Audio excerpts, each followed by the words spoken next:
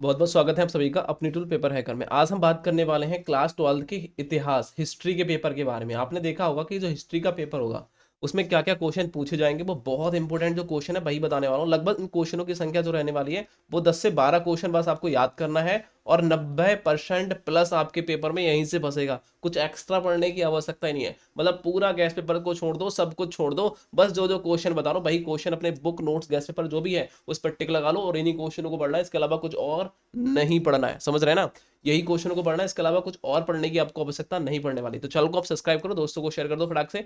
अभी जो भी आपके क्लासमेट हैं, जो भी आप ग्रुप बने हुए हैं हाई स्कूल इंटर बीबीएससी के, उन सभी को बता दो कि हाई स्कूल के भी इंपॉर्टेंट क्वेश्चन में डाल रहा हूँ। साथ ही साथ जितने भी आपके BA BSc BCom MSc MCom आपका भाई भी कर रहा है उनके लिए भी इंपॉर्टेंट क्वेश्चन डाल रहा हूँ। तो चैनल को सब्सक्राइब करके रखो ताकि आगे तक आपके लिए हम साथ देंगे, यही चैनल देगा, ठीक है। तो क्या करना पड़ेगा, सबसे पहले तो पार्ट नंबर 1 की यदि बात करें तो इसमें क्या होगा कि ईंटें ठीक है, मन के जो है उनसे और अस्थियों से रिलेटेड जो क्वेश्चन पूछे जाएंगे।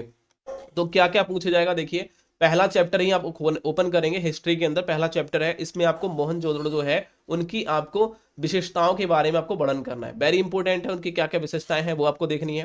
पहला क्वेश्चन वेरी इंपॉर्टेंट है, अपने टिक लगा लीजिए मोहनजोदड़ो की विशेषताओं के बारे में। उसके बाद में है कि जो हड़प्पा सभ्यता है उसके पतन, मतलब पतन का मतलब होता है खत्म कब हुआ, ठीक है, उनका कारण क्या था। पतन का जैसे पराजय भी कह सकते हैं इसको, ठीक है। हड़प्पा सभ्यता की पराजय का कारण क्या है, ठीक है, कारण के बारे में, या पतन का कारण है इस तरीके से। इसको पराजय या फिर हारने का कह सकते हैं। पतन का कई अर्थ निकलते हैं, हारना हो गया वो चीजें, इसके कारण क्या है उनके बारे में। बस दो ही, इसमें दो ही क्वेश्चन याद करने के हैं, चाहे वो ये शॉर्ट में हो तो शॉर्ट में याद कर लेना, लॉन्ग में हो तो लॉन्ग में याद कर लेना।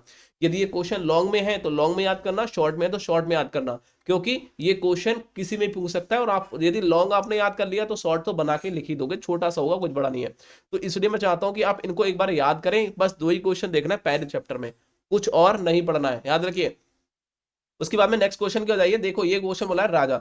यहां देखो राजा किसान और नगर के बारे में, दूसरा चैप्टर है राजा किसान और नगर के बारे में क्वेश्चन बनता है। इससे कौन कौन से क्वेश्चन, यहां से भी केवल आपको दो ही क्वेश्चन याद करना है। देखो मैं पूरे बिल्कुल शॉर्ट में बता रहा हूं, ज्यादा पढ़ने की आवश्यकता नहीं है क्योंकि ज्यादा टाइम नहीं है आपके पास में। वही क्वेश्चन पढ़ो जो पेपर में आ रहा है। देखो उसके बाद में देखो प्रयाग, प्रयाग जो प्रस्तुत है उसकी रचना के बारे में किसने की थी वो बताओ। उसके बाद में दूसरा क्वेश्चन वेरी इंपॉर्टेंट है, ये वेरी शॉर्ट में क्वेश्चन बन लेता है, पूछ लेता है, तो उसको याद कर लेना। उसके बाद में मौर्य प्रशासन की जो प्रमुख विशेषताएं कौन कौन सी हैं उसको बताना है कि मौर्य जो प्रशासन था उसकी कौन कौन सी विशेषताएं थी, प्रमुख विशेषताएं देखनी है। और उसके बाद में मौर्य साम्राज्य के पतन का कारण क्या है, मतलब हारने का कारण क्या है, ठीक है, पराजय का कारण क्या है। तो ये वेरी इंपॉर्टेंट है। बस ये जो क्वेश्चन मैंने आपको बताए वेरी वेरी इंपॉर्टेंट क्वेश्चन है, और ये पतन का कारण शॉर्ट में या फिर लॉन्ग में पूछ सकता है, तो आपको घबराने की जरूरत नहीं है। बस जो मैं बता रहा हूँ इन्हीं क्वेश्चनों पर अपने नोट्स गैस पेपर जो भी आपके पास है मॉडल पेपर लेके आओ मार्केट से, उसी पर टिक लगा लो, बाकी सब छोड़ दो, ठीक है। यही क्वेश्चन पढ़ना है, दूसरे चैप्टर में केवल दो क्वेश्चन पढ़ना है। बाकी एमसीक्यू क्वेश्चन बनेंगे तो एमसीक्यू आप वैसे हिसाब से पढ़ लेना, क्योंकि उसमें हर चैप्टर में हर पार्ट में एमसीक्यू दे रखे होंगे 10-12, तो वो अपने हिसाब से तैयार कर लेना। लेकिन जो मैं बता रहा हूँ ये रिटन एग्जाम के लिए बता रहा हूँ, जो लिखित परीक्षा होंगी उसमें। उसके बाद में यहाँ देखिए, उसके बाद में बात करूंगा इसमें कौन कौन से क्वेश्चन। देखिए इसमें चैप्टर नंबर 3 में आ जाइए, पार्ट नंबर 3 में। इससे क्या पूछेगा, इससे पूछेगा जो उत्तर वैदिक कालीन धर्म है उनकी दो विशेषताओं के बारे में वर्णन करिए। वेरी इंपॉर्टेंट क्वेश्चन है, टिक लगाओ कि उत्तर वैदिक कालीन धर्म है उनकी दो विशेषताओं के बारे में याद करना है। और उसके बाद में वैदिक सभ्यता की विशेषताओं के बारे में आपको याद करना है। वेरी इंपॉर्टेंट है, दोनों क्वेश्चनों पे टिक लगा लो, दो दो क्वेश्चन दिए पर चैप्टर में, समझ लो, और बड़े आराम से आपका क्लियर हो जाएगा, ठीक है। बहुत 90% प्लस आपको यहां से देखने को मिलेगा, सारे के सारे 90% प्लस। टॉपर बनने वाले हो, याद रखिए 2024 के टॉपर बनोगे यदि इन सारे क्वेश्चन को तैयार कर लिया तो। उसके बाद में चैप्टर नंबर 4 में आओ। चैप्टर नंबर 4 में आपको क्या करना है, देखो जैन धर्म जो है उनकी महत्वपूर्ण शिक्षा के बारे में बताना कि जैन धर्म में कौन कौन सी शिक्षाएं चलती थी, महत्वपूर्ण कौन कौन सी शिक्षाएं थी उनके बारे में देखना है। और उसके बाद में है स्तूप, स्तूप से क्या समझते हैं और इसकी संरचना, स्तूप की संरचना के बारे में बताना है, ठीक है। स्तूप है क्या, पहले बात तो स्तूप की परिभाषा आपको पता होनी चाहिए, स्तूप कहते कैसे हैं, ठीक है, उसकी संरचना के बारे में। उसके बाद में बौद्ध धर्म में प्रमुख सिद्धांत कौन कौन से हैं, बौद्ध धर्म के प्रमुख सिद्धांतों के बारे में याद करना है।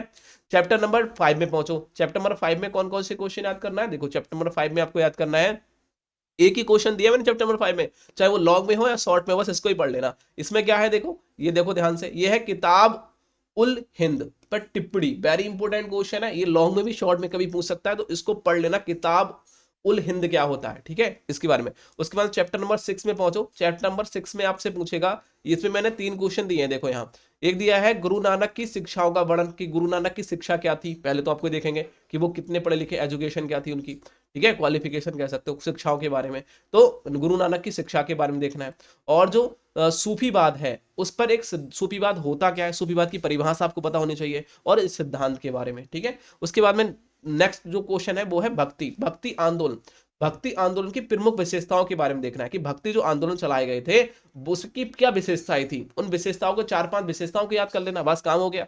कुछ ज्यादा पढ़ना थोड़ी होगी, बना बना के लिखना है यार, ठीक है। बस कॉपी को भर के आना, इस बात को याद रखिए, कुछ भी लिखना, लेकिन जो भी है क्वेश्चन से रिलेटेड लिखना, लेकिन कॉपी भर देना। यदि कुछ याद ना हो तो बोल रहा हूँ, वरना जो मैं बता रहा हूँ इन्हीं क्वेश्चन को रटो, यही आएंगे सारे क्वेश्चन। उसके बाद में चैप्टर नंबर 7 में आ जाओ। चैप्टर नंबर 7 में क्या करना है, कि विजयनगर साम्राज्य की, जो विजयनगर साम्राज्य था उसकी अमर नायक प्रणाली थी, उसकी विशेषता क्या थी। जो विजयनगर साम्राज्य था उसकी एक क्या थी, एक प्रणाली थी। कौन सी प्रणाली थी, वो थी अमरनायक, अमरनायक, ठीक है। अमरनायक जो प्रणाली थी उसकी कुछ विशेषताएं होंगी, उन 4-5 विशेषताओं को पढ़ लेना, बस बाकी बना बना के कर देना। चैप्टर नंबर 8 में आ जाओ। चैप्टर नंबर 8 में आपको कौन कौन से क्वेश्चन पढ़ना है, तो चैप्टर नंबर 8 में आपको पढ़ना है मुगल साम्राज्य की जो भूमि अनुदान है, भूमि भूमि का उसने अनुदान किया था जो मुगल साम्राज्यों ने, वो क्या क्या है उसके बारे में आपको देखना है। एक प्रकाश डाल लेना है, टिप्पणी लिख देनी है, बस यही है। उसके बाद में क्या है, उसके बाद में मुगल भारत, मुगल भारत में जो जमींदारों की भूमिका है उनके बारे में आपको देखना है। और कृषि उत्पादन की महिलाओं की भूमिका, देखो क्या है, यदि कृषि यदि कोई कर रहा है, कृषि उत्पादन कर रहा है, कृषि से गेहूं धान बर उगा रहा है, तो महिलाओं की क्या भूमिका है, महिला उसमें कैसे काम कर रही है, उनकी भूमिका क्या रही है, उनके बारे में टिप्पणी पड़ेगा। ये मोस्ट इंपोर्टेंट है, इसको रट लेना, ठीक है। चैप्टर नंबर 9 में पहुंचो। चैप्टर नंबर 9 में आपको क्या पढ़ना है, चैप्टर नंबर 9 में पढ़ना है अमेरिकी गृह युद्ध में भारतीय जो रियायतें थी उनके जीवन को किस प्रकार से प्रभावित किया है, कि जो भारत की रियायतें थी उनको, उनके जीवन को अमेरिकी गृह युद्ध ने किस तरीके से प्रभावित किया है, किस तरीके से इफेक्टेड, मतलब उन्हें प्रभाव पहुंचाया, इफेक्टेड किया है, इस तरीके से कह सकते हो। तो उस पर एक टिप्पणी आती है लिखने के लिए, तो ये क्वेश्चन याद कर लेना। उसके बाद में आपको ये देखिए बात करूं, यदि मैं संस्थानों में ब्रिटिश शासन के विरुद्ध जो कह सकते हैं विरुद्ध क्यों किया गया, ठीक है, विद्रोह क्यों किया गया था, विद्रोह क्यों किया गया था, तो एक क्वेश्चन बनता है, लेकिन पढ़ो तो पढ़ लेना, बाकी छोड़ सकते हो इसको। लेकिन इस नीचे वाले क्वेश्चन को पढ़ लेना, कि पहाड़ियों, जो पहाड़िया लोग होते हैं, ठीक है, पहाड़ी लोगों की आजीविका, जो कह सकते हैं संथालें होती हैं, उनकी आजीविकाओं को किस प्रकार से भिन्न है, तो ये भी छोड़ दीजिए। बस ऊपर का ये पढ़ लेना, अमेरिकी गृह युद्ध के बारे में वेरी इंपॉर्टेंट है, बाकी ये वाला कर लेना ब्रिटिश वाला, ठीक है, शासन के जो विरुद्ध है, जो विद्रोह चलाया गया वो क्यों चलाया गया था, ये क्वेश्चन, बस 2 ही क्वेश्चन पढ़ लो, ये छोड़ देना, हटाओ। 2 क्वेश्चन पढ़ना है यहाँ से। चैप्टर नंबर 10 में आ जाओ। चैप्टर नंबर 10 में कौन कौन से क्वेश्चन पढ़ना है, देखो ये वेरी इंपॉर्टेंट है, मोस्ट इंपॉर्टेंट इसे बोलेंगे। 1857 का जो विद्रोह हुआ था, ठीक है, उसका 2 कारण आपको बताना है, कोई 2 कारण बता देना, ये शॉर्ट में पूछेगा, और इसका परिमाण क्या निकला है, मतलब इसमें कौन हारा कौन जीता, वही परिणाम निकलता है, वही परिमाण, ठीक है, परिणाम क्या निकला वो आपको देखना है। उसके बाद में क्या है, नेक्स्ट क्वेश्चन है कि सहायक ग्रंथि जो होती है, सहायक ग्रंथि व्यवस्था क्यों थी, ठीक है, सहायक ग्रंथि जो सहायक संधि व्यवस्था थी वो क्यों थी, उनकी शर्तें कौन कौन सी थी, तो सहायक संधि व्यवस्था के बारे में आपको याद करना होगा, और उनकी कौन कौन सी शर्तें थी, उन 4-5 शर्तों को याद कर लेना। उसके बाद में मैंने अब ये बताया था 1857 का जो विद्रोह हुआ था वो असफलता के क्या कारण थे, वो क्यों असफल रहा, उसके कुछ कारण भी तो होंगे, ठीक है, असफल होने के कारण भी आपको याद कर लेना है। तो ये क्वेश्चन एक ही में होगा, ये वाला और ये वाला, ठीक है। पहले तो आपको कारण बताना है, 2 कारण, उनके असफलता के कारण याद कर लेना, ठीक है, ठीक है, क्लियर हो गया कि वो असफल क्यों हुआ, हार क्यों गए उसमें, वो देखना है। पार्ट नंबर 11 में यदि बात करें तो जलियांवाला बाग का जो हत्याकांड हुआ था उसके कारण के बारे में, क्या कारण था उसका हुआ था, और इस पे क्या क्या प्रभाव पड़े थे, वेरी इंपॉर्टेंट है, इसको मोस्ट पे लगा लेना। उसके बाद में है देखिए सविज्ञ अवज्ञा आंदोलन जो है इसको पढ़ लेना, वेरी इंपॉर्टेंट है, ठीक है, वेरी इंपॉर्टेंट क्वेश्चन है, इसको याद कर लेना है। गांधी, इसको छोड़ देना, समझौते टिप्पणी के बारे में। देखो नमक कानून जो है इसके बारे में पढ़ लेना, नमक कानून स्वतंत्रता संग्राम जो है, संघर्ष के बारे में, उसके महत्वपूर्ण मुद्दे क्या क्या थे, वो ठीक है, क्यों बना गया उसके बारे में करना है, याद करना है। और असहयोग आंदोलन पर संक्षिप्त टिप्पणी याद करनी है, वेरी इंपॉर्टेंट है। जो आंदोलन है वो तो पढ़ने ही पड़ेंगे। भारत छोड़ो आंदोलन प्रारंभ होने का कारण क्या था, भारत छोड़ो आंदोलन क्यों प्रारंभ हुआ, उसका किस कारण से हुआ था, वो आपको याद करना है। तो ये कुछ जो चैप्टर थे इसमें जो मैंने आपको बताए वेरी वेरी इंपॉर्टेंट क्वेश्चन बताए, यहाँ से क्वेश्चन 2-3 छपेंगे, याद रखिए।